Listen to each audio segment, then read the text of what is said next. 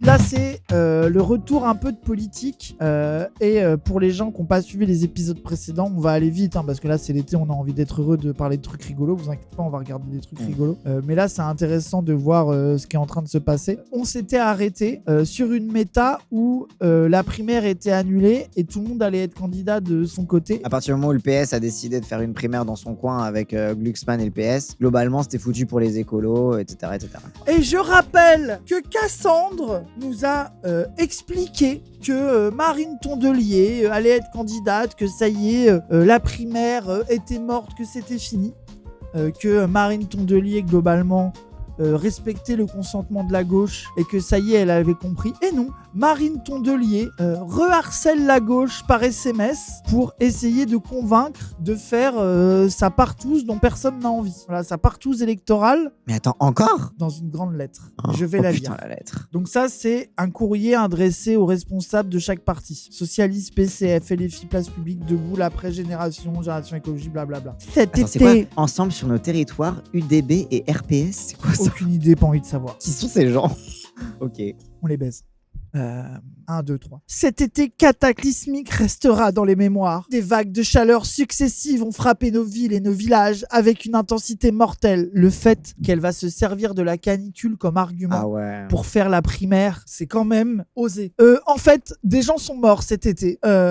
L'oncle du frère du voisin de mon garagiste a eu un cancer. Donc je pense qu'il faudrait faire la primaire en fait. Je suis désolé. En fait, je vais mal. Je suis un peu triste. Donc, s'il vous plaît, faites tout ce que je demande. C'est tellement un contre son camp, c'est tellement l'inverse. C'est plutôt en mode genre, désolé, on n'a plus le temps, là, ça crame de partout, donc soutien Mélenchon parce qu'on n'a pas le temps de se diviser en fait. Allô ? Oui, bon, le Mélenchoniste Prime, tu nous fatigues aussi. Quoi ? Ça y est, t'es plus mélenchoniste, toi ? Ils m'ont pas invité aux amphis. Oh là là, ouin. Par contre, ils ont invité Dominique Sopo, Linguisticae, Mathieu Pigas. Après Sopo, il l'invite tous les ans, je crois. Bientôt, ils vont annoncer avoir invité Fromantine de Twitch. On va voir flou. Oh là là. Donc non, je suis en colère. Donc des vagues de chaleur successives. Je suis en colère contre la vie. Les plus fragiles en ont payé le prix le plus lourd. Celles et ceux qui vivent dans des bouilloires thermiques condamnés à subir des températures étouffantes jour et nuit. Ce sont aussi les travailleurs et les travailleuses dont la pénibilité de l'emploi, déjà réelle, a atteint cet été des seuils insupportables sur les chantiers, dans les entrepôts, dans les champs et les cuisines. Oui, ok, on est d'accord. En fait, désolé, mais... Oui, c'était la merde, oui, c'était un été horrible. Ils ont invité le chat de la Zawa aussi. Vas-y, arrêtez de retourner le couteau dans la plaie. C'est bon. Genre, désolé, mais commencer la lettre d'appel aux primaires par ça, ça dit tout de la stratégie politique des écologistes, de la culpabilisation, etc. Genre, c'est vraiment... Oh là là. En plus, tu vois leur ton dramatique. Oui. Et puis, il y a eu le feu. Des incendies d'une ampleur et d'une violence telle qu'ils ont déplacé des centaines de milliers de personnes, dévasté des milliers d'hectares à travers tout le territoire, réduit en cendres des forêts, des habitations, des écosystèmes entiers et fait fermer des entreprises, des paysages qui ne se reconstitueront pas avant des décennies. T'es un peu parti sur de Olivier Faure pendant ton envolée. C'est ok, ça marche aussi. Vocalement. Enfin, ces jours-ci, la sécheresse frappe une nouvelle fois très durement nos agriculteurs, sans remise en cause d'un modèle agro-industriel à bout de souffle qui ne leur permet pas de vivre de leurs revenus ni d'être accompagnés pour s'adapter au nouveau régime climatique. Ces catastrophes multiples ont mis en lumière une réalité sur laquelle nous alertons depuis des années et que certains continuent d'ignorer. L'impréparation est massive. Les reculs environnementaux successifs orchestrés par la droite et l'extrême droite, le sous-investissement chronique dans des politiques d'atténuation du réchauffement climatique et de l'adaptation de nos territoires au nouveau régime climatique ont un coût abyssal. Cet été, ce coût s'est mesuré en hectares brûlés, en biodiversité détruite, en vie bouleversée, mais aussi en milliards d'euros de coûts pour notre économie et pour notre société. Les gens, là, on est d'accord avec tout ce qui est dit, c'est pas ça le problème, mais là, moi, j'attends. Oui, bien sûr. J'attends le switch. Du coup, la primaire populaire. Du coup, il faut faire une primaire. Parce que c'est ça la dinguerie, là. 3 chapitres. Oui. Comment est-ce qu'elle va faire pour faire la liaison avec la primaire populaire? C'est ça que j'attends. C'est vraiment l'instrumentalisation pure et dure de l'écologie à des fins électoralistes individuelles. C'est crade, c'est sale. Vibe toxique, c'est ça. C'est genre, en fait, tu m'as quitté il y a 3 mois. Depuis, je me suis tordu la cheville. S'il te plaît, reviens avec moi. Ça n'a pas de rapport. Va te faire foutre, je t'en supplie. Rien à voir. Tranquille. Longtemps, on a parlé des générations futures à préserver. Il faut désormais parler de la catastrophe climatique au présent. Mais, enfin, désolé, mais qui ne parle pas de la catastrophe climatique Oui. au présent. En fait, les écolos, il y a aussi un truc pour les gens qui sont très jeunes. Il faut que vous sachiez que c'est vrai qu'à une époque, les écologistes étaient les seuls à parler d'écologie ou presque. Jusqu'à Genre, 2009. il y a eu... Ouais, allez, jusqu'aux années 2000, Ouais. vas-y. On leur donne entre 2000 et 2010. Oui, aux années 2010. Ouais, Voilà. vas-y. Et pendant longtemps, c'est vrai qu'il y a une grande partie du champ politique qui, au mieux, mettait une demi-mesure écolo au fin fond du programme, on s'en battait les couilles. Au pire, se moquait carrément d'eux. Oui, et même parler pas d'écologie, mais parler de développement durable. C'était un petit peu la Zumba Oui, voilà, onusienne, c'est un ça, petit c'est peu, ça, en c'est ça. mode il faut continuer de faire de la croissance, mais sans trop attaquer la planète, etc. Et qui était vraiment la version néolibérale slope, quoi. Et surtout, le problème, c'est que les écolos, ok, ils avaient raison sur la question écologique, mais c'était des babas cool. En fait, non. À l'origine, dans les années Non. 70, t'en avais qui étaient C'était des vraiment radicaux et tout, radicaux. hein. Et attends, t'as Ah eu ouais. plusieurs périodes. Plutôt anard, un peu. T'as eu, oui. En fait, surtout, déjà, le mouvement écolo a toujours été divers. Oui. T'as eu Oui. autant des gens basés, hyper radicaux, voire même révolutionnaires en mode Dumont. T'as eu aussi le champ altermondialiste, qui est pareil, qui pouvait être autant des babos bizarres que des gens vraiment carrés politiquement et vraiment radicaux.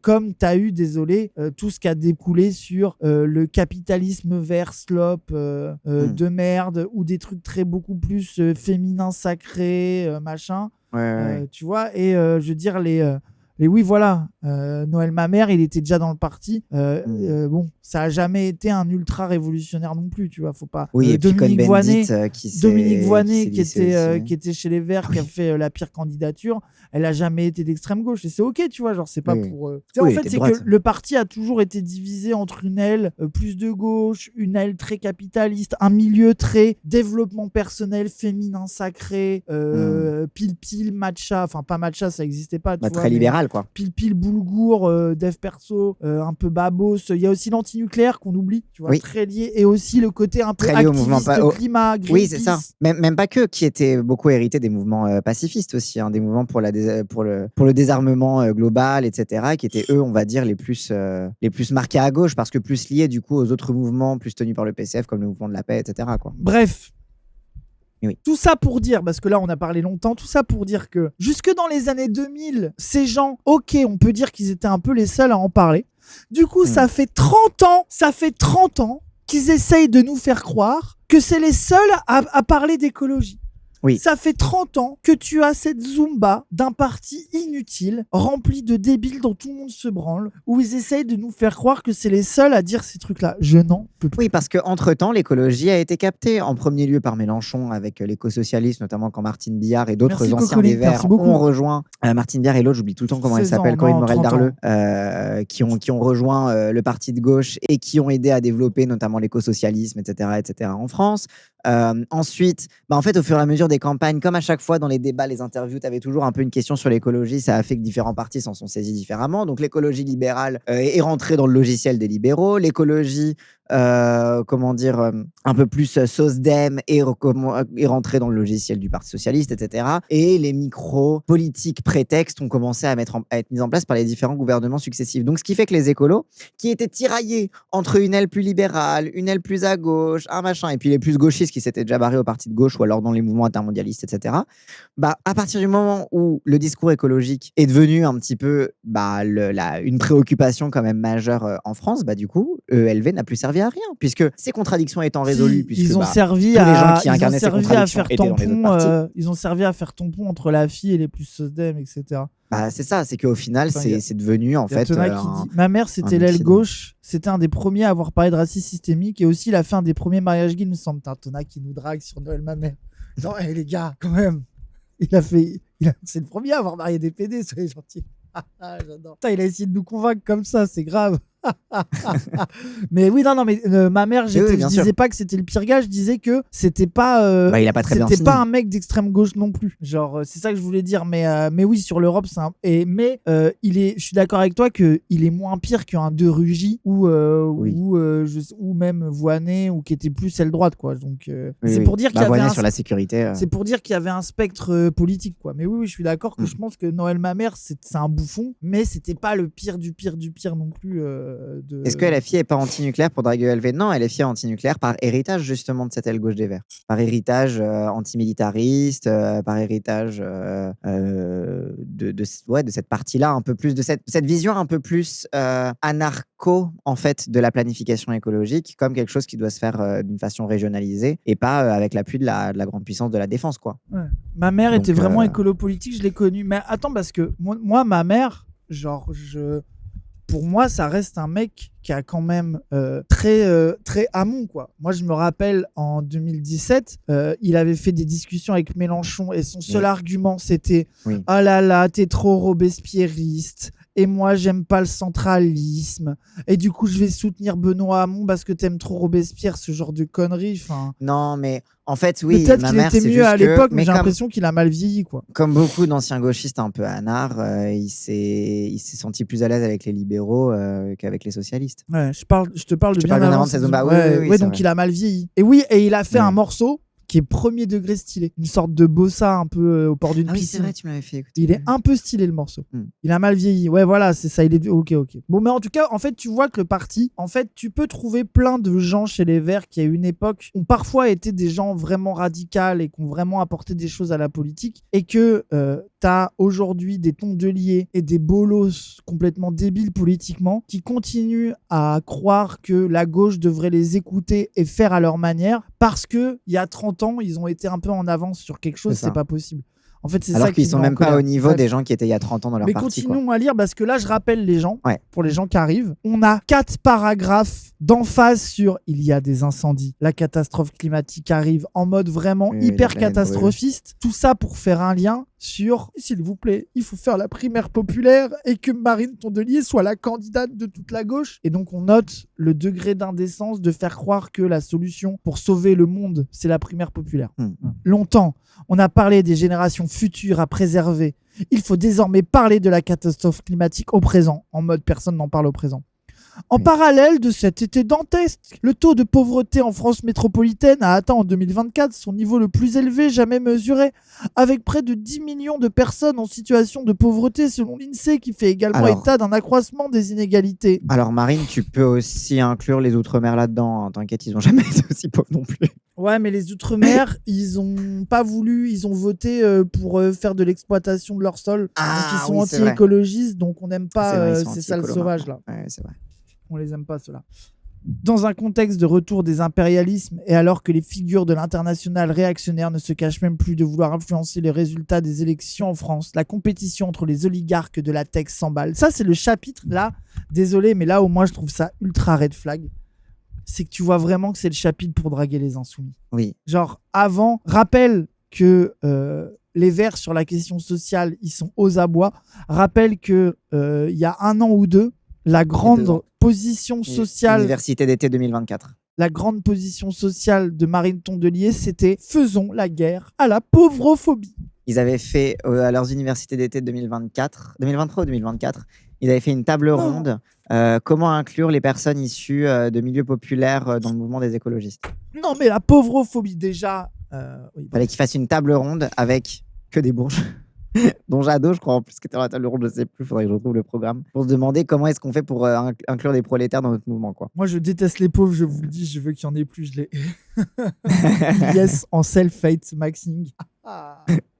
Mais ça, la pauvrophobie, les gens, je pense qu'on va en reparler des semaines à venir, de à quel point l'identity politique et le wokisme rend fou les gens. Je pense que c'est un sujet qu'on va pouvoir largement aborder. Je suis Nostradamus, je l'annonce. Ça va être intéressant. Et ça fait partie des trucs qu'on crée ça, tu vois. Genre le truc de la pauvrophobie, c'est vraiment, t'as des bourges qui se disent, bon, faut qu'on parle un peu au woke. Il y a des gens qui sont concernés par la pauvreté. Tu sais, tu sens que eux, ils parlent pas, ils disent pas, il y a des pauvres, il y a des prolétaires. Ils parlent de gens concernés par des situations de pauvreté. Et il y a des gens, en fait, à la télé, des fois, ils disent des trucs méchants sur les pauvres. Je sais pas si t'as vu, ils se moquent d'eux quand ils font la queue pour acheter du Nutella. Ça serait pas un peu pauvrophobe? D'ailleurs, des fois, moi, je connais ma femme de ménage, elle est à l'intersection de la pauvrophobie, de la misogynie et du racisme, en fait. Et ça, faudrait en parler. Et tu vois que comment tu déroules un logiciel politique inefficace, inopérant. Qu'est-ce qu'on s'en branle de la pauvrophobie? Ces gens-là vont rendre problématique le fait de mal parler des pauvres avant de faire quoi que ce soit pour que les pauvres, il n'y en ait plus. C'est quand même, désolé, c'est trop caricatural, quoi. C'est de la folie. Les woke, un problème. Ah ouais, les gens, ça crée trop de... Mais en fait, ça crée de la maladie mentale. Mais bref. Raz a dit qu'il fallait pas lutter contre l'homophobie, mais contre les homos. En fait, on s'en fout. Le problème, c'est les homosexuels. Mais non, mais justement, genre, c'est bien pour ça que, pour moi, ça prouve ce que tu dis par l'absurde, prouve que parler de pauvrophobie n'est pas pertinent. Oui. Tu vois? Dans ce cas-là, genre, faudrait défendre la pauvreté, du coup. Ça n'a aucun sens. Genre, on veut que les pauvres disparaissent, pas les homosexuels, tu vois. Genre, ça ne marche pas. Genre, les personnes en situation d'homosexualité. Mais ils parlent comme ça, Cassandre. Mais c'est ce que fait le néolibéralisme. Hein. C'est comme ça que le néolibéralisme transforme les politiques de l'identité. C'est en transformant les questions d'inégalité et de domination, donc les questions structurelles, en enjeux moraux individuels, quoi. Ça me fait penser à tellement de choses que tu racontes. J'ai des souvenirs du futur, du passé, du futur. Ça se relie à tellement... Bref. Oui. Je me canalise, je me retiens. Continuons. Ok, donc bon, ils nous font un slop mélanchoniste, on a compris de... Oh là là, on s'intéresse aussi à la pauvreté, les algorithmes, le capitalisme de surveillance, oui, ok. Voilà le monde dans lequel nous entrons en campagne pour la présidentielle 2027. Voilà ce à quoi nous devons apporter une alternative. Voilà ce sur quoi nos citoyens attendent des réponses de notre camp politique. Et là, la Zumba. 5 paragraphes de La planète brûle, c'est la merde, 10 millions de pauvres, l'extrême droite transnationale. Et nos citoyens, ils attendent quoi? Que Marine Tondelier soit la candidate de la gauche unie, en fait. C'est fou que... Imagine, t'écris le début, tu sais, le niveau d'urgence politique, et t'as des gens avec un costard dans un bureau, et ils écrivent noir sur blanc que la solution, c'est refaire la primaire populaire. Attention, le prochain paragraphe, je vais... Ok, je vois ta tête, je sens que ça va être incroyable. Les écologistes ont publié le 13 juillet leur projet présidentiel. Il est disponible pour qui veut en prendre connaissance. Il ne s'agit pas d'un catalogue de bonnes intentions, mais d'une vision cohérente qui s'inscrit dans les luttes pour l'émancipation. Le Front populaire, les luttes décoloniales. Les luttes décoloniales. Genre, en fait, il va falloir qu'on arrête. Je sais que le décolonial, c'est devenu à la mode, etc. Blablabla et tout. L'atelier de poterie décoloniale. Le décolonial, c'est pas juste... En fait, c'est pas un synonyme de antiracisme, en fait. Arrêtez de dire décolonial parce que ça fait un peu plus trendy et un peu plus radical. Qu'est-ce qu'il y a de décolonial dans votre... Oui, c'est du décolonial washing de fou. Genre, j'en peux plus de voir des gens qui s'identifient comme genre féministe décolonial, etc. Et en fait, c'est juste le même slop ou woke individualiste libéral. Non, c'est pas décolonial, non. C'est pas parce que tu dis juste free Congo que t'es décolonial, en fait. C'est parce que du coup, vas-y, comment tu le free le Congo et qu'est-ce que ça implique de ta vie quotidienne personnelle ici en France? Genre, qu'est-ce que Cassandre, en fait, hier après-midi, j'ai participé à un atelier de poterie décoloniale. Ensuite, on est allé voir une pièce de théâtre de 40 minutes faite par des femmes concernées par le racisme. Et à la fin, pendant 10 minutes, ça a crié « Décolonisons-nous, décolonisez-vous, vous, nous ». Et en fait, c'est une étude de l'altérité qui m'a vraiment touché, je veux dire, en tant que femme blanche, privilégiée. Ça a été un choc pour moi, cet atelier poterie. J'avais l'impression de toucher des mains la poussière des pays qu'on a si longtemps maltraités. Si tu comprends, ça a vraiment ouvert mes chakras, quoi. La première voix pour Gandhi disait sois le changement que tu veux voir dans le monde. Et en fait, c'est ça. C'est que avant le penseur décolonial Gandhi. Avant de prétendre changer le monde. D'ailleurs, pour changer le monde, c'est très militaire en fait comme référence. Quand on parle de campagne, notamment comme des campagnes militaires. Et ben en fait, pour changer le monde, on ne peut pas changer le monde en gardant nos biais. Et en fait, il faut décoloniser nos imaginaires pour pouvoir imaginer un monde plus juste. Décoloniser nos imaginaires, mais nique ta mère! Décolonise la politique française et casse-toi, je t'en supplie, décolonise-toi toi-même. Pardon, mais le décolonial washing, j'ai l'impression que c'est aussi... Quand tu dis décolonial, au moins, t'as pas à dire antiraciste, tu vois. T'as pas à rentrer dans les questions de racisme, en fait, etc. c'est ça qui est triste. Décolonial, c'est bien parce que c'est suffisamment vide de sens, parce que des gens sur Insta font des slides là-dessus, quoi. C'est ça, c'est que là où t'as raison, c'est que comme c'est des gens comme il y a le slide, hein, là pour les gens qui comprennent pas de quoi on se moque, c'est que le mot décolonial normalement est relié à une pensée matérialiste de l'antiracisme politique. Vous connaissez PDH, mais c'est pas la seule pensée décoloniale, même si je pense qu'en France ils sont l'avant-garde un peu de la pensée décoloniale. Et qui est à propos de la question des rapports économiques Nord-Sud, de l'impérialisme économique, etc. et de tous les trucs. Mais ça peut aller plus loin sur. Tu vois, il y a donc en France, c'est relié. Donc il y a PDH qui est beaucoup sur les questions de l'islamophobie, mais on pourrait parler aussi de l'esclavage, de l'histoire de l'esclavage. Par exemple, Nonor et Don Max, ils parlent souvent d'un thème, l'incarcération de masse des Noirs aux États-Unis, par exemple. Ça, c'est un thème qu'on pourrait dire, je sais pas si on pourrait dire décolonial, même si c'est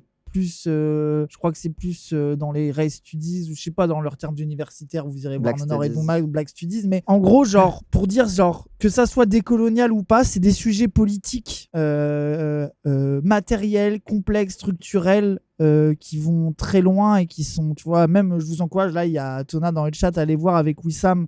On avait fait une vidéo sur la pensée noire, le militantisme noir et le niveau de radicalité.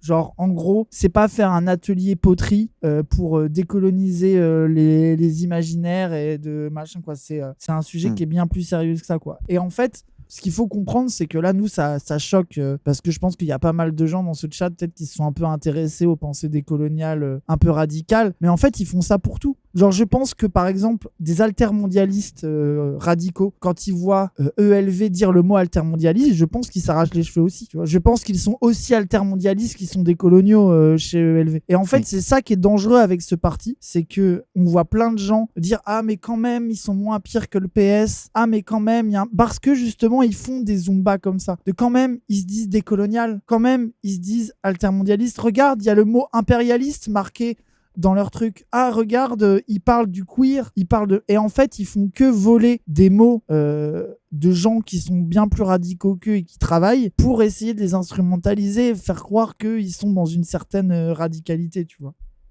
Et c'est ça le problème. Ce sont juste des pinkwashers. Oui, la colonophobie est un vrai fléau. Moi-même, en position de colon israélien, je me sens mal quand on me dit qu'elle est à Tel Aviv. Merde, j'arrive pas à lire le message, mais c'est donc. Je me déconstruis pourtant et j'achète mon pas chez un homme concerné par la palestinophobie en raison de sa position d'arabe, même s'il est menacé de mort.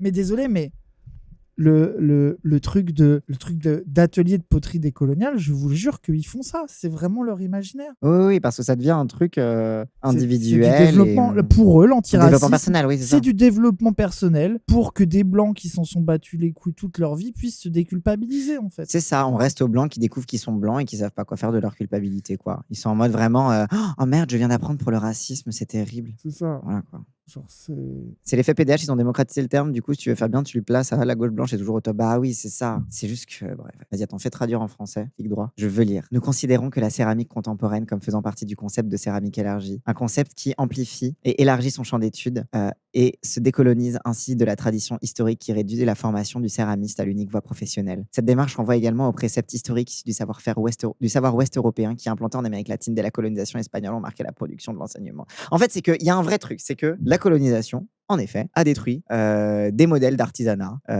des populations colonisées, et que c'est vrai qu'il y a des savoir-faire qui ont été soit récupérés, soit détruits, etc., etc., etc.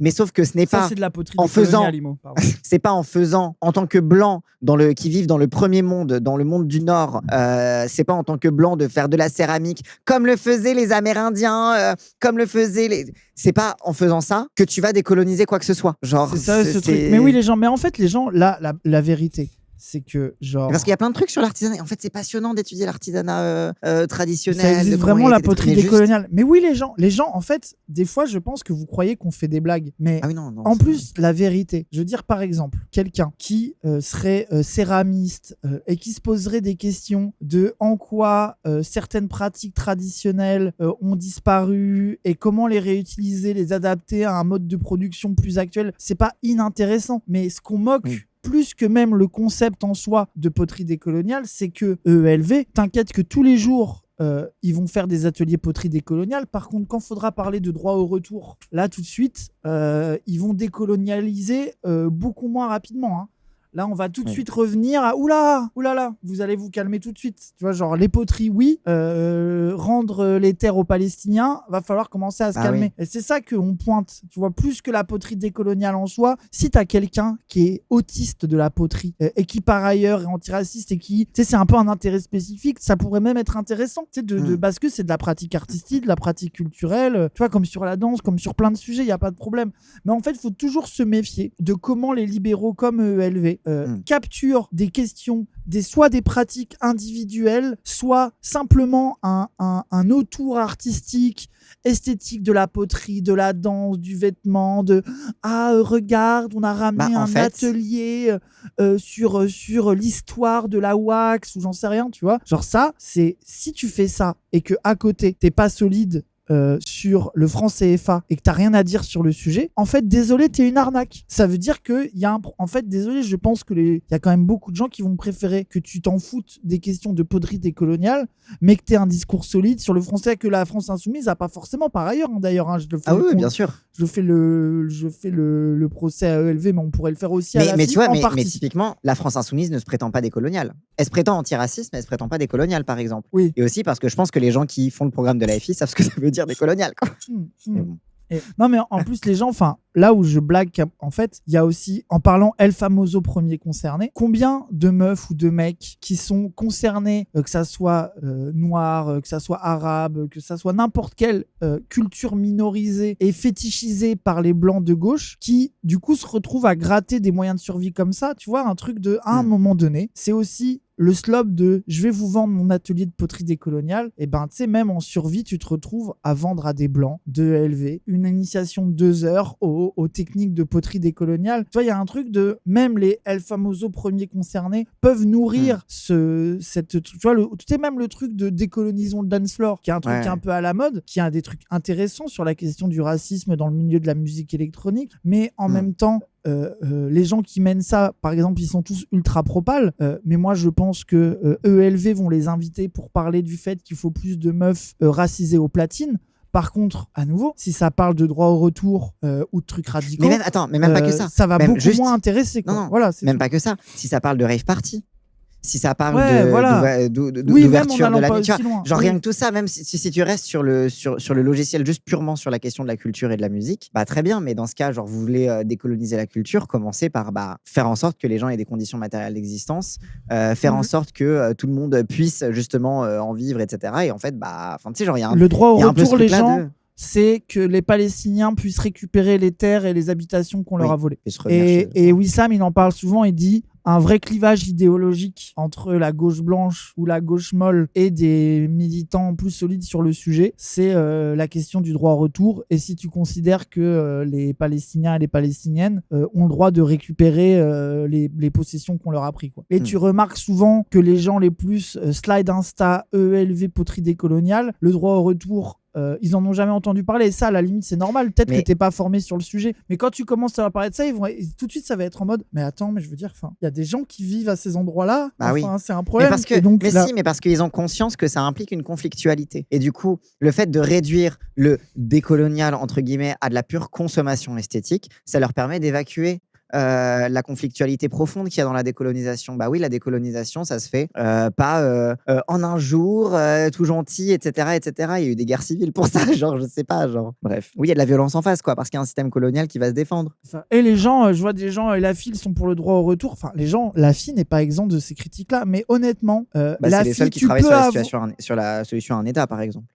Moi, je trouve que la différence entre EELV et la FI, c'est que la FI, ils ont des limites. Il y a des choses, évidemment, qui sont moins radicales que ce que plein de gens aimeraient, mais c'est assez rare de les voir jouer sur poterie décoloniale, tu vois, même sur le truc full anti-impérialiste ou machin, alors que EELV, ils sont moins radicales que la FI sur tous les sujets, et ils nous font cette zumba de on est un parti décolonial, anti-impérialiste, anti-machin. Je trouve que je trouve que ça, c'est encore plus une arnaque. C'est que la FI, on peut leur faire des reproches, mais ils nous nous vendent pas vraiment non plus ça. Mais parce que je Tu suis vois. sûr que les écolos, ils ont un côté un peu comme les cocos. C'est-à-dire qu'ils vont écouter, je sais pas, une conférence avec un ou une autrice qui parle vraiment du coup de théorie décoloniale, etc. Et du coup, ils vont se dire, ah mais en fait, l'écologie, c'est fondamentalement décolonial. Et du coup, ils vont se dire qu'en fait, si tu protèges la planète, bah, c'est forcément un acte décolonial en même temps, tu vois. Genre, tu sais, il y a un peu ce truc-là, un peu comme les communistes qui sont en mode, avec la révolution, on va régler les problèmes de féminisme. Bah, en fait, eux, c'est pareil avec la question du racisme. Ils pensent vraiment qu'avec l'écologie, on va régler le problème du racisme.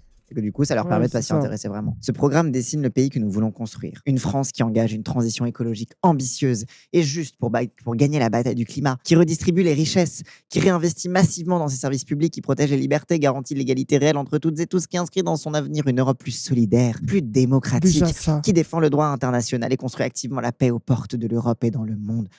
Comment ne jamais dire Palestine. Blablabla.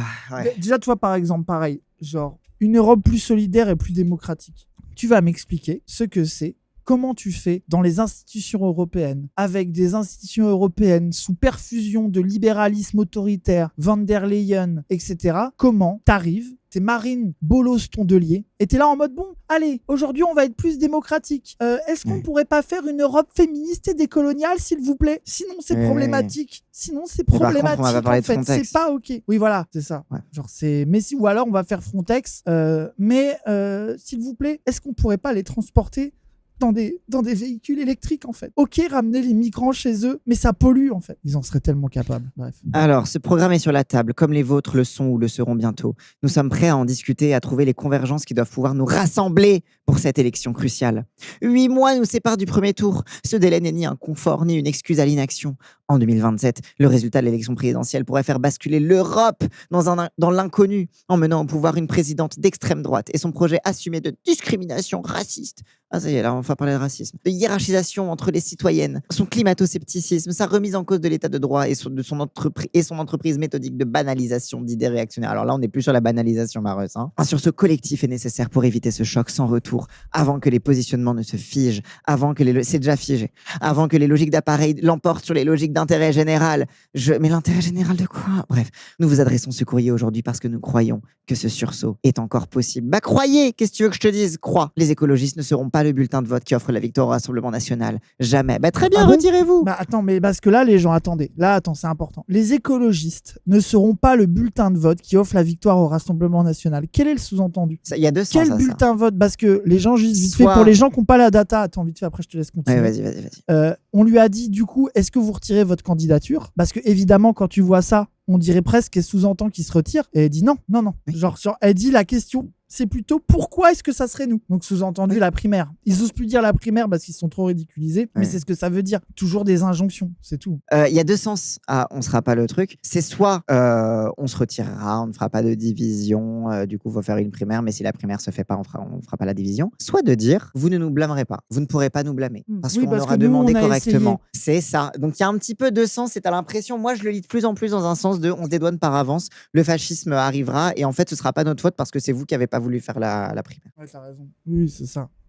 Est-ce qu'elle prépare pas un soutien à la fille? Non, parce qu'elle moi, a j'y crois pas, elle a les déjà gens. forcé la main en interne pour se présenter à l'élection présidentielle, quoi qu'il. Ce qui ferait gagner l'extrême droite, c'est l'émiettement de la gauche. Voilà. L'incapacité à se montrer vois, à la c'est hauteur ça. du moment, à incarner C'est une ça. alternative crédible et désirable pour des millions de Français qui C'est veulent ça. rompre avec la politique. Voilà. Et en gros, ils Ce disent... qui fera gagner l'extrême droite, c'est que vous aurez pas voulu faire l'union. Ce sera pas notre faute. Vous viendrez pas pleurer. Bah si, en fait. Tout ça pour faire moins de 5%, hein, on rappelle. Hein. Genre, c'est que t'as quand même des gens qui ont l'ego de penser qu'il faudrait se retirer pour eux ou se mettre à leur table en mode ils sont légitimes à participer à la décision de qui est le leader. En fait, désolé, les chiffres sont là, je n'en peux plus. En fait, Mélenchon, il avait raison. Hein. Nous, on est des commentateurs politiques, donc on continue à commenter les soubresauts de la primaire, mais n'oubliez pas le moment où Mélenchon dit « la primaire est finie ». Genre, c'est la réponse nette et définitive à cette Zumba. Genre, et il fait comprendre aux gens de dire on arrête avec ça, stop. la primaire est finie. Maintenant, nous sommes de toute évidence la première force de gauche et on passe à la suite et là on travaille. Et c'est là que tu vois que eux ils sont dans le déni. En fait, le raz-de-marée insoumis du lancement de campagne de Mélenchon les a tués et ils en ont pas encore conscience. En fait, EELV, c'est comme les poulets qui courent sans tête. Là, il y a plus que les nerfs qui marchent, quoi. Ils sont là à courir sans tête au milieu des déchets de leur partie de merde, quoi. Alors, et faut surtout pas, nous, on en discute. Bah voilà, on est une chaîne militante, donc on continue un peu à leur donner l'heure, mais à un moment donné, c'est Mélenchon qui a raison de dire stop, la campagne est finie. Voilà. Ouais. Maintenant, on y va. Qui même nous suivent. Cet engagement à faire tout notre possible pour empêcher la victoire du RN doit être un engagement partagé et irriguer chacun des joies collectives de notre camp. Tu vois, là, le sous-entendu, c'est si tu ne fais pas l'union de la gauche, c'est-à-dire que tu ne fais pas cette campagne sous nos conditions, c'est qu'en fait, tu n'es pas engagé contre l'extrême droite. Oui, tous les gens qui ne feraient pas ce que disent Marine Tondelier seraient donc des gens qui ne veulent pas combattre l'extrême droite. Mais c'est trop facile. Chacun de nos partis détient une partie de la solution pour vaincre l'extrême droite. Notre responsabilité est de nous mettre au service de quelque chose de plus grand que notre propre organisation. De construire une dynamique fédératrice de force de gauche et écologiste. Une dynamique pour gagner. Non mais déjà, force de gauche et écologiste, le main caractère syndrome, moi je n'en peux plus.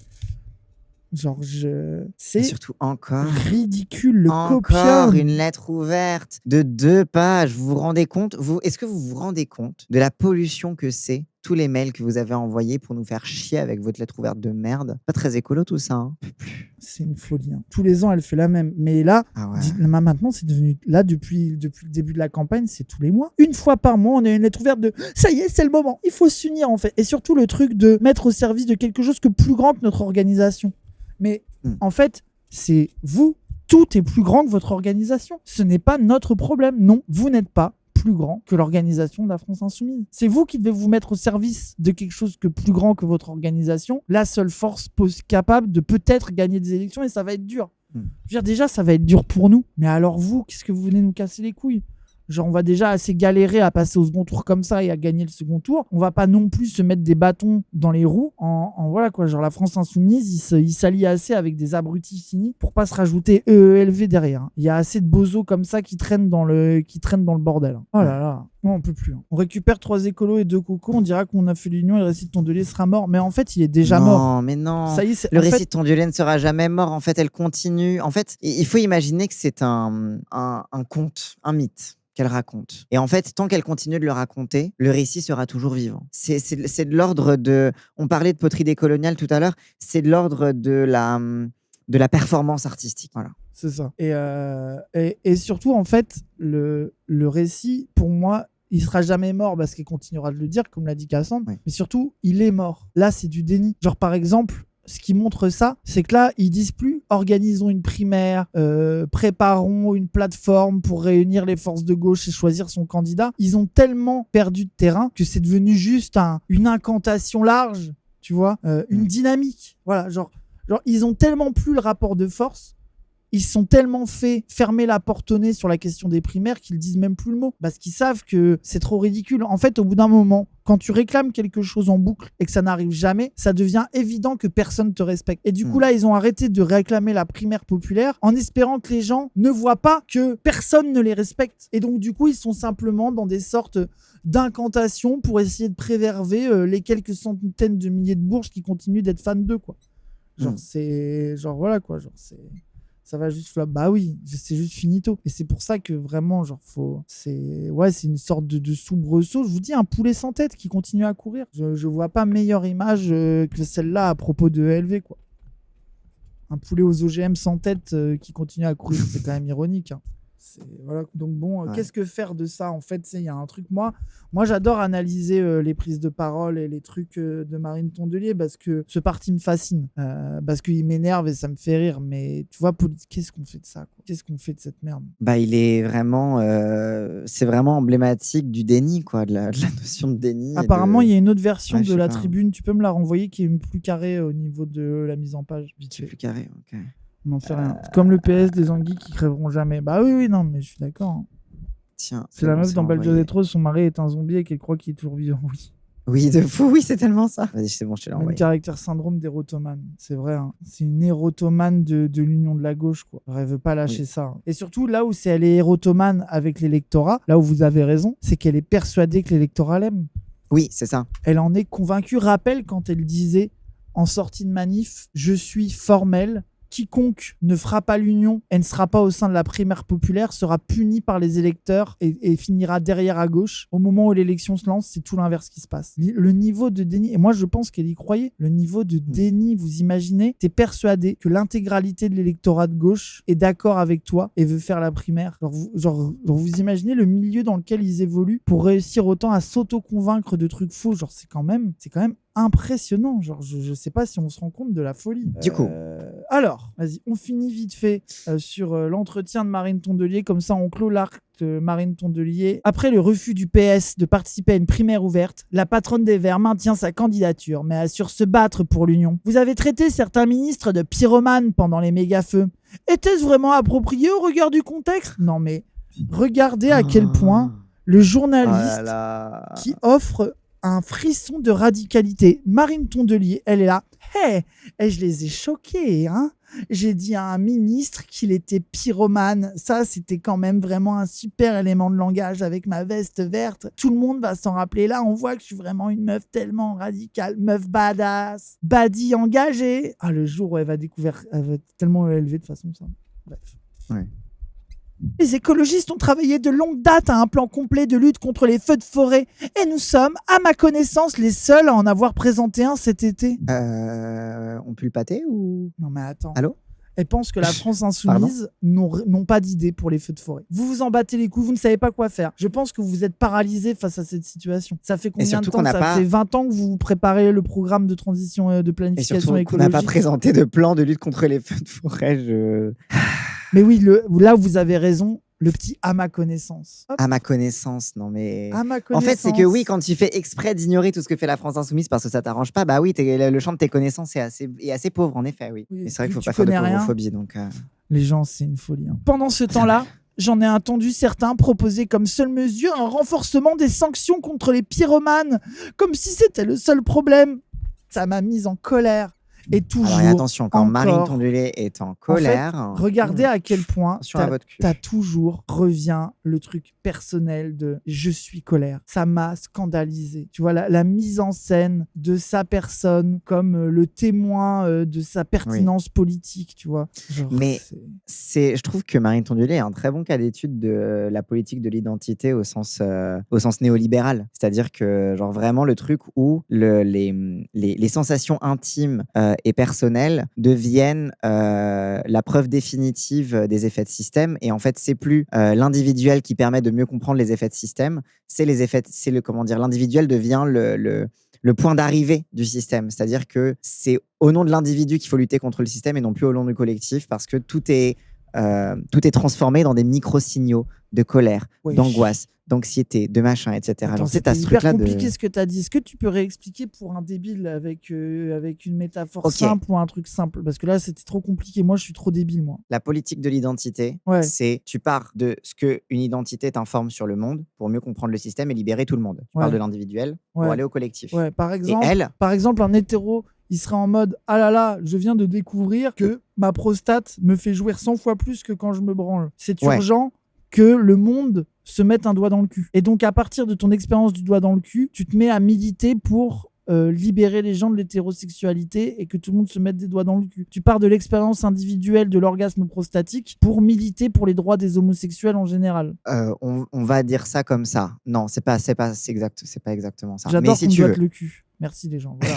En gros, l'hétérosexualité me met en colère en fait. Et la version individualiste, c'est les effets de système font un effet à moi individuellement, donc c'est pour me libérer moi individuellement que la politique est à mon service. Et là, en gros, l'exemple, c'est genre, en fait, la conclusion, c'est normalement, je suis en colère parce qu'il y a les feux de forêt. Et genre, il y a les feux de forêt, la preuve, je suis en colère, en gros. Oui, c'est ça. C'est que la colère est la preuve de l'urgence politique. Exactement. Oui. Et non pas le collectif. En fait, voilà, je sais comment vulgariser, tâter, compliqué d'intello parce que t'es trop intelligent pour nous, Cassandre, désolé.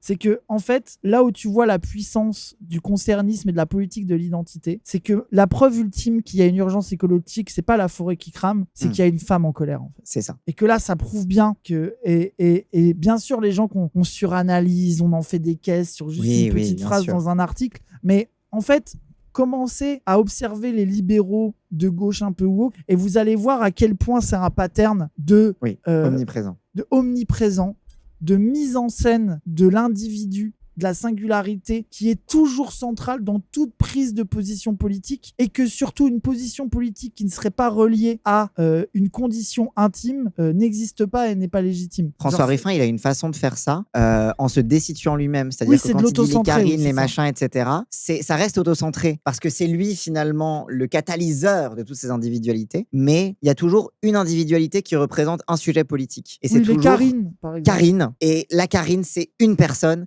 Et cette personne, c'est le canari dans la mine. Auxiliaire de vie. Voilà. Oui, c'est ça. La définition même du libéralisme, ouais, c'est ça. Hein. C'est un peu dur. Non, mais en fait, les gens, c'est un peu dur à expliquer, mais en fait, quand tu commences à voir à quel point la mécanique de l'individu et de son hégémonie politique, quoi. Ça veut dire que l'intime et l'individu est le début et la fin de ce qu'il y a à réfléchir. Quand tu commences à voir, en fait, tu te rends compte que chez tous nos ops et tous les gens qui puent la merde, ils réfléchissent comme ça. Et du coup, la suite, là c'est le deuxième niveau du cerveau cosmique. Et après, vous allez voir des gens où vous avez l'impression qu'ils sont basés et qu'ils sont comme ça. Et ça va vous permettre de vous méfier des bozos et de vous rendre compte que c'est des bozos sans qu'on ait besoin de vous le dire. Voilà.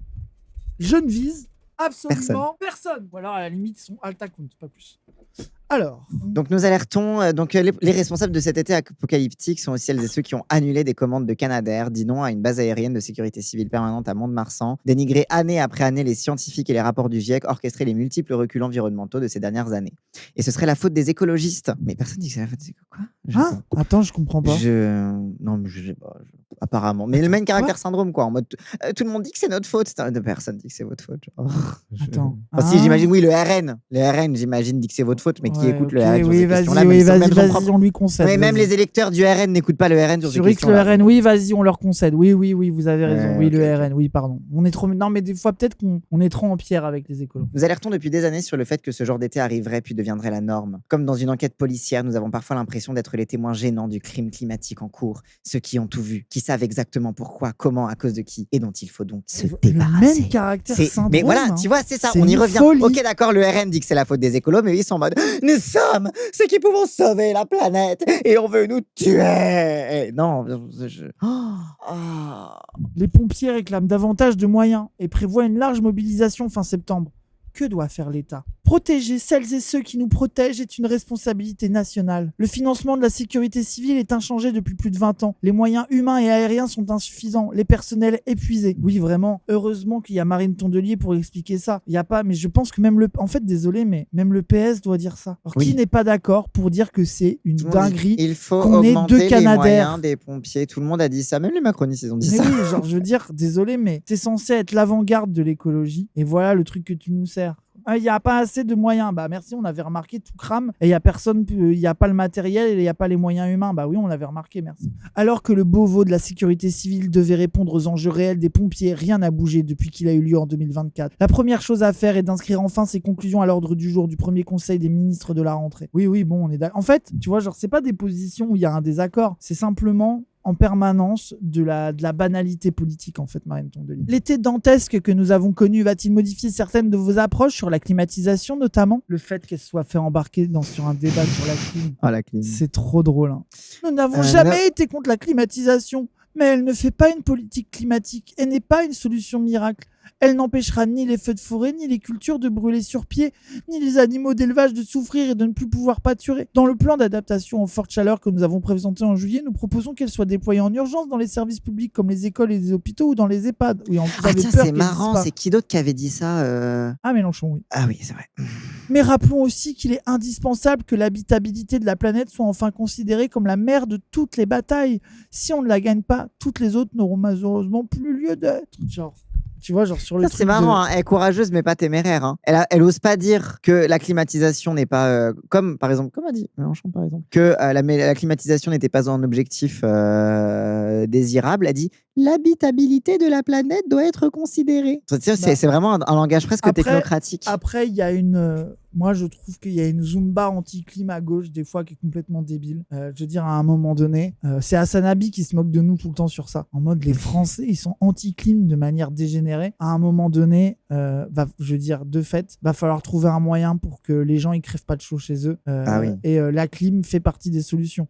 Le problème, c'est pas la clim en soi. Le problème, c'est les droitards qui sont en mode « Oh, mais c'est bon, on va mettre la clim. » Et voilà, hop, circulons, il n'y a rien à voir. OSEF du capitalisme, OSEF de la pollution, enfin tu vois, OSEF globalement du dérèglement climatique. C'est bon, il y a la clim dégagée, on arrête de parler de ça. Allez, comment on fait pour toucher plus de dividendes? Voilà, en fait, le bail, c'est pas de dire non à la clim ou de rejeter la possibilité que plus de gens aient accès à des clims quand il y a des crises de forte chaleur. La question, c'est que en plus de ça, va falloir trouver les moyens qu'il n'y ait pas besoin de plus en plus de clim. Parce que tu vois, la clim, tu as des gens un peu Jean Covici qui sont en mode la clim, c'est pas le problème d'utiliser une clim en soi, c'est de mal stocker et recycler le liquide dans les clims. Et qu'en fait, il y a un enjeu de préservation, de recyclage et de traitement des clims usés, bien plus qu'un problème à part l'utilisation d'électricité, tu vois, c'est ça un vrai enjeu au niveau du fait qu'il y ait plus de clim. C'est des questions d'entretien et de réhabilitation des trucs, et aussi la question d'avoir de la chaleur rejetée dans les rues partout dans les grandes villes. Oui, en fait, c'est ça, c'est que dans les villes denses, tu penses pas la même chose que... Enfin, tu sais, dans les villes denses, il y a la question de ombrager les rues, il y a la question... Enfin, il y a tellement d'autres trucs qui se posent. Et en fait, c'est aussi pour ça que en fait, le RN qui promet de climatiser absolument tout de façon complètement démagogique, ils s'en battent les couilles que ça va recracher de la chaleur dans les rues, que ça va créer du coup des captations de chaleur au niveau extérieur, et qu'après, les murs vont les réemmagasiner, etc. Enfin, tu sais, t'as plein de trucs comme ça où genre... Ils prennent pas attention à ça, mais oui, il y a une vraie planification urbaine à penser sur les fortes chaleurs, quoi. Moi, là où ça m'énerve, les écolos, c'est qu'un truc qui, pour moi, devrait être une marotte écolo, justement écolo, libéral, woke, un peu facile, ça serait de vouloir remplir les villes de chlorophylle, de verre, en fait, d'arbres. Désolé, mais tu le vois, je veux dire, là, c'est vraiment empirique. Tu vois très bien que dès l'instant où tu as une rue où il y a des arbres partout, tu le ressens physiquement, en fait. Quand tu traverses une rue, un endroit de la ville où il y a beaucoup d'arbres, de l'herbe et du verre, en fait, tu vois la différence en termes de chaleur. Et moi, je suis désolé. Imaginez Paris sans bagnole remplie d'arbres, je deviens ce bobo écolo. Je suis grave corda pour faire de la ville une sorte de ville piétonne remplie de verdure. Je suis grave chaud. Genre vraiment, je n'ai aucun problème avec ça. Et je comprends pas pourquoi ça, tu vois, genre, ils militent même pas pour nous faire des trucs comme ça. Et surtout, ça serait même en termes esthétiques, là, ça serait objectivement stylé. Et pourtant vraiment, le cliché, c'est que les gens... Imaginez tout le 3e arrondissement rempli d'arbres. Non, mais et surtout, le cliché, c'est que les gens qui font des masters d'urbanisme, ils partent tous chez les écolos, en plus. Genre, le nombre de gens dans le master d'urbanisme à Sciences Po qui ont fini par militer à ELV, qui étaient dans des bails écolos, etc. Genre, ils en ont des urbanistes, en plus. Genre, je sais pas. Ça serait un chantier qui me ferait rêver, tu vois. Le truc de dire, là, on va vraiment changer de mode de vie et créer une ville, en fait, de dire on est obligé de s'adapter au fait qu'il va faire de plus en plus chaud. Il faut qu'on se prépare à ça, et en fait avoir une ville remplie de béton et de toits en ferraille qui avalent et qui réfléchissent la chaleur en permanence, c'est pas possible. Il nous faut du verre partout, et genre mais imagine comment Paris serait stylé. Alors je comprends pas, tu vois, genre que ça vienne pas en tête. Le problème, c'est, tu vois, moi ce qui m'énerverait, c'est si on faisait que ça. Pour moi, ça, c'est presque, tu sais, ça serait la cerise sur le gâteau d'une politique de planification écologique large, tu vois. Ou faire ça en politique de gentrification. Oui, voilà, c'est ça. La nouvelle municipalité, le REM à Bordeaux, a détruit le mur végétal installé par la précédente municipalité. C'est débile. Merci, Jattari, c'est ça le problème. Le cliché. C'est une torture. La primaire de la gauche a été rejetée par les militants socialistes début juillet. Que préconisez-vous? C'est une décision terrible et qui aura des conséquences durables. Et les fils y étaient de son côté opposés dès le début. Côté Union, nous revenons donc à la case départ. Or... Ah, donc c'est la faute à LFI. Ah tiens, c'est marrant. Hein. Aïe, aïe, aïe. Toujours, ça lui parle du PS et elle répond à LFI. Regardez le niveau d'obsession. C'est une folie. Hein. C'est une folie, mais à quel point elle veut vraiment que ELV redevienne la remorque du PS, quoi. En fait, la France Insoumise, anyway, de toute façon, ils sont contre, donc tout ce qui est bon pour taper dessus. Mais le PS, faut pas les froisser, quoi. Parce que quand même, c'est eux qui sont les papas, quoi. C'est eux les papas. Aucune famille politique à gauche n'est en mesure de l'emporter seule. Oui, mais il y en a qui sont un peu plus en mesure que d'autres. Un peu plus que d'autres, ouais. Alors désolé, on en revient à cette hypocrisie. Le fait que ils essayent de faire croire que t'as tous les partis de gauche qui sont à 5% chacun. Ouais. Non. En fait, sa phrase serait vraie si t'avais LFI à 7, ELV à 6, le PS à 8, le PC à 5,5. Tu vois, tu sais que t'avais un truc où tout le monde était entre 5 et 10%, tu vois, et que t'avais une sorte de, tu vois, de lissage des trucs. Là, son discours, on pourrait pas s'opposer, ça serait vrai, tu vois. Mais genre, ce n'est pas le cas, en fait. Donc, à partir de là, juste, tu mens. Nous sommes prêts à rediscuter avec tout le monde à gauche, sans exclusive. Ah bon, ah tiens, là, vous voyez ça, les gens? Ah ouais. C'est un gros mouvement parce que, rappelle qu'à l'époque, au moment notamment du cœur de la question palestinienne, c'était la gauche de Ruffin à Glucksmann, la gauche sans la France insoumise, toute la gauche, et ils étaient persuadés d'avoir tué la France insoumise et que c'était fini. Et là, d'un coup, tiens, la France insoumise revient dans la discussion. Mais je me demande pourquoi. Ah, vous croyez que les élections sénatoriales approchent et que du coup, Mais non. Putain, je suis tellement étonné. Sans essayer, nous leur faisons à chacun une proposition de rencontre bilatérale dans le but de discuter projet, stratégie et dégager avec celles et ceux qui le souhaitent un chemin de victoire dont nous sommes persuadés qu'il est encore possible. Mais si des gens leur donnent l'heure, c'est une folie. Faut arrêter de leur donner l'heure. Moi, je trouve le meilleur bail à faire. Faudrait que tout le monde se mette d'accord, donner un rendez-vous à Marine Tondelier, que personne n'y aille, et juste la prendre en photo de loin, toute seule, assise à un bar. Voilà. Faut la pranker. C'est le seul truc qu'il y a à faire, c'est la pranker. Là. Que leur proposez-vous? Nous leur proposons de construire un espace politique commun sur des bases solides, transition et planification écologique. Les deux. Les deux. Mais parce qu'en fait, la planification, ça transitionne pas et la transition, ça planifie pas. Du coup, il faut les deux. La sortie des énergies fossiles, la mise en place d'un état-providence climatique, la fin de la course à la croissance, la protection des biens communs, la revitalisation de la démocratie avec une république écologique et citoyenne. Qu'est-ce que ça veut dire? Donc la France insoumise de Wish, quoi. Qu'est-ce que ça veut dire? La défense de l'égalité, des libertés fondamentales et du droit international, la construction d'une Europe fédérale. Ah, une Europe fédérale. Waouh, ça les gens, Europe fédérale, la flemme de rentrer dans les détails, mais c'est un dog whistle libéral de merde pour faire semblant que ça va être progressiste. Ils veulent faire les États-Unis d'Europe. Les États-Unis d'Europe, ouais. Ah bah c'est bien, c'est une bonne idée. Oui, bien sûr. Bah c'est super parce que ça fonctionne vachement bien les États-Unis. Oui, une armée commune avec les Allemands. Oui, bah oui, sûrement. Oui. Ah. Qui ne transige jamais avec ses valeurs d'accueil, de solidarité et de démocratie. La valeur de la démocratie, moi je n'en peux plus. Pareil, ce truc-là de nous faire croire que en fait tout est minable. C'est des valeurs, tout est une valeur, tout est moral, tout est bien. C'est une bonne valeur. Moi je partage des valeurs. Non, les valeurs c'est de droite, pardon. De votre côté, êtes-vous toujours candidate? La question est plutôt de savoir pourquoi je cesserai de l'être. Ah mais là tu vois, là c'est Karen. Imaginez-la en Karen. Ah ouais, est-ce que je suis toujours candidate? Et pourquoi je le serai pas? Parce que je suis une femme, parce que je suis enceinte. C'est un peu misogyne de penser que je devrais plus être candidate en fait. Une candidate. Est-ce qu'il y en a pas un peu marre des hommes partout candidats en fait? Oh mais attends, mais j'avais pas vu. Attends, mais c'est vraiment ça. Quoi? Je faisais la blague. Les gens, la suite de la phrase. Voilà. La question est de savoir pourquoi je cesserai de l'être parce que je suis une femme. Non, mais je vous jure que j'avais pas vu.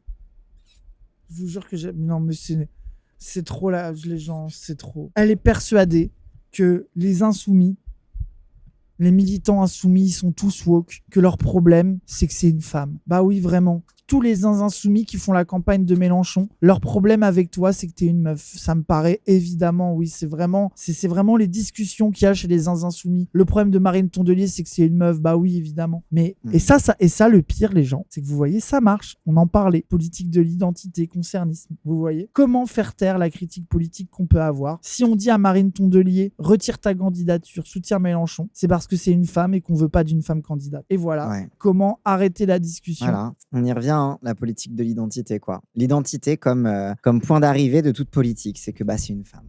Voilà. C'est une folie. C'est pour ça qu'il faut arrêter de se laisser avoir par ce genre de conneries. Faut plus écouter ce genre d'injonctions de merde et de vraiment, je pense que ça y est, on commence à de moins en moins se laisser faire, mais voilà quoi. C'est une façon de remplacer le fond par la forme, quoi. Parce que je suis écologiste.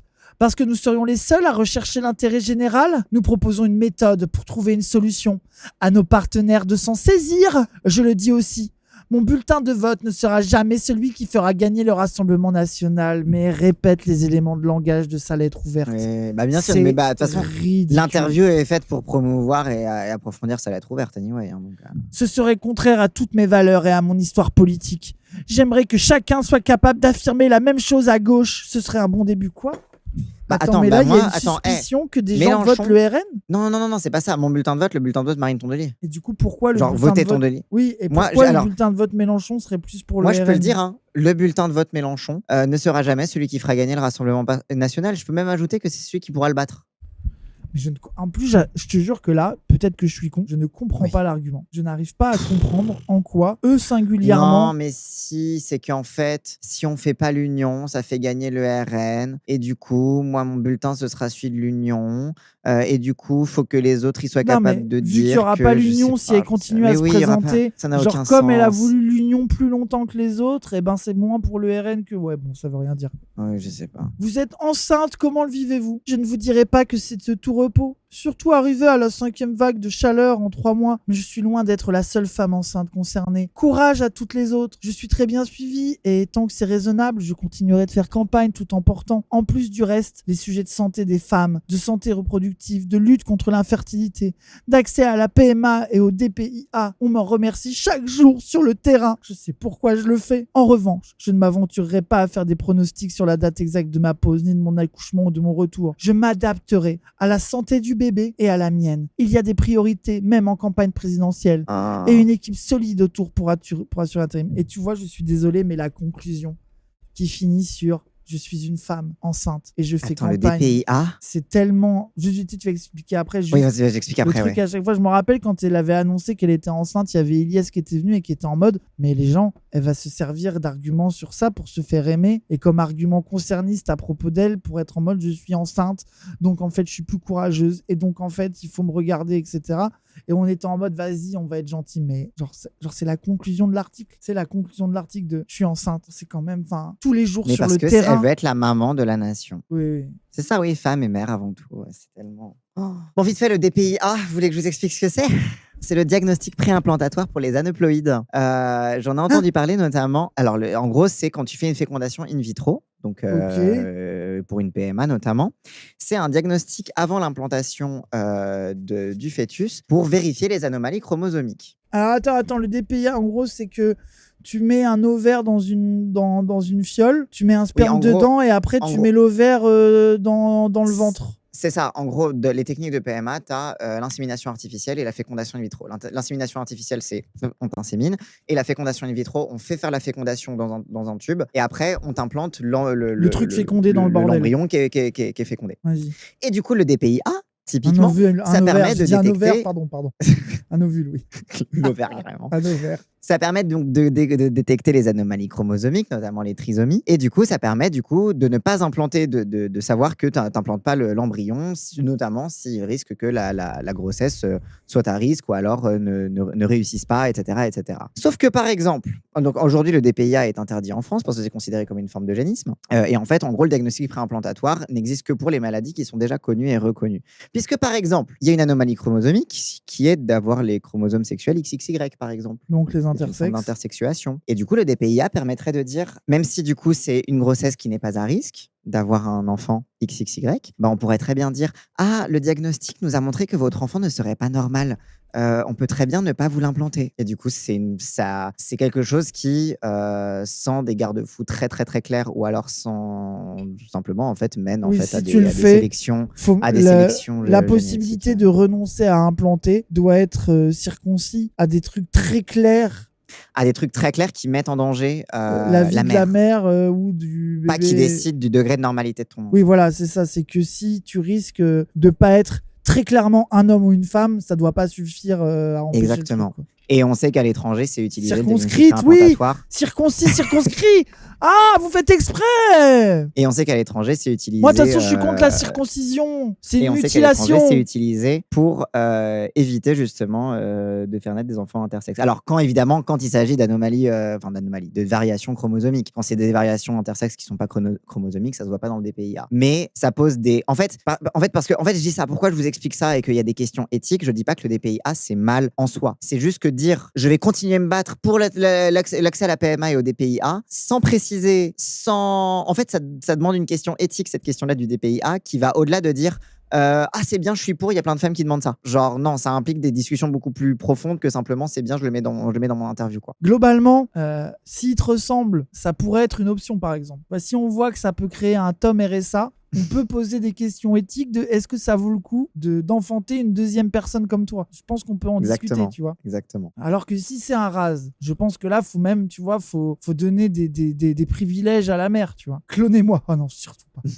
Ah non, que des gens insecure comme toi mais en fait, on va mourir. On va juste être là. Ah bah, bah non, je sais pas. Et voilà. Et on va tout ça se coucher par terre en boule et attendre que le monde meure et être malheureux. Ouais. Ok, on a fait le sort de Marine Tondelier. On a pris des nouvelles d'elle, ça faisait longtemps. On reparlera pas d'elle pendant un petit moment là, c'est bon. Oui.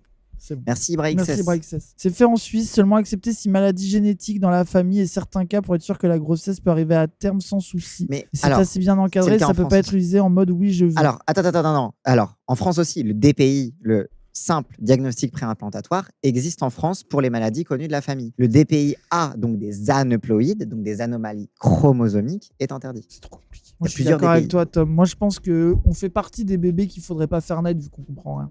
C'est peut-être ça au final. Si on n'est pas capable de comprendre le truc qui a l'air plutôt simple qu'explique Cassandre, peut-être que c'est nous qui sommes concernés par la loi de... Voilà quoi. Peut-être que c'était globalement, une erreur, en fait. Non, mais c'est que globalement, elle a drop dans son truc un truc random alors qu'il y a une question éthique intense et que tu peux pas juste réduire en mode la PMA, le DPIA. On m'aurait pas gardé, oui, c'est sûr que. Mais Tom, ni toi ni moi, je pense, on aurait survécu. Je pense que c'était. En fait, c'est ça le problème, c'est regarder si vous faites ça, c'est finito pour les anomalies comme nous, quoi.